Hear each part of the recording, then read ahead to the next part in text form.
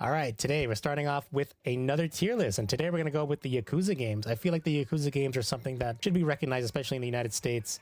It's definitely a game series. If you like sleeping dogs, you're definitely going to like the Yakuza games. So I'm going to start off with 0, and I'm going to go all the way down to the most recent release, which is Pirate Yakuza.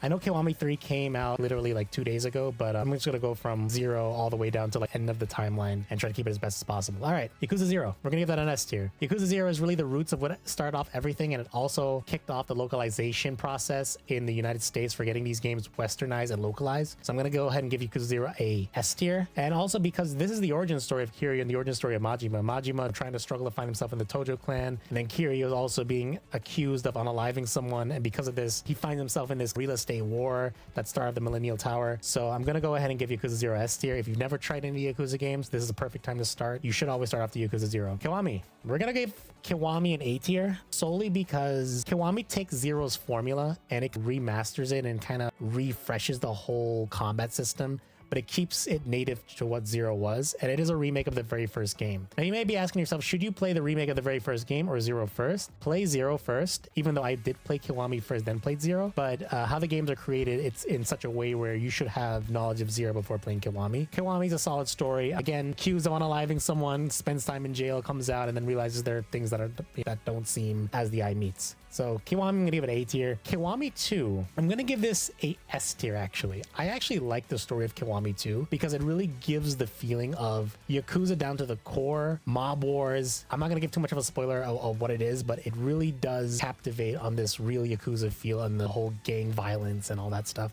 Kiwami 2, definitely one of the best in the series, so I'm gonna give that an S tier as well. Now, Dark Ties and Yakuza Kiwami 3, which is the remake of Yakuza 3 that came out a couple days ago. I have not played that as yet, but I plan on playing it, so within the next couple of streams, I'm gonna plan on playing 3. All right, I'm just gonna cut to the chase. So Yakuza 3, Dead Souls 4, and 5, I've never played. And the reason why I've never played 3, 4, and 5, obviously because I was waiting for Kiwami 3. 4, I was expecting there were going to be a Kiwami 4 and a Kiwami 5 at some point, but the developer confirmed in the last interview that there's going to be no more Kiwamis, which Kiwami essentially means remakes. So I'm going to go ahead and put that in never played, but I will be playing 4 and 5 at some point. I want to play that. Dead Souls is a PS3 game. I don't have access to that, so I'm not going to play that. Yakuza 6. I'm gonna give that A tier as well. Yakuza 6 takes the story of Haruka, which is a adoptive daughter of Kiryu, and she has a son. The reason why it's not an S tier is because there's the story I don't really like as much. The story's about an illegal, I guess you could say illegal ship that is being used against the Japanese government, and Haruta, which is Haruka's son, is essentially crossing the bloodline between the Japanese and the, I think it was the Yomei clan. I could be wrong. It's been 10 years, man. But again, good combat, and 6 utilizes the same engine as Kiwami 2, so you're gonna have 2 similarities in terms of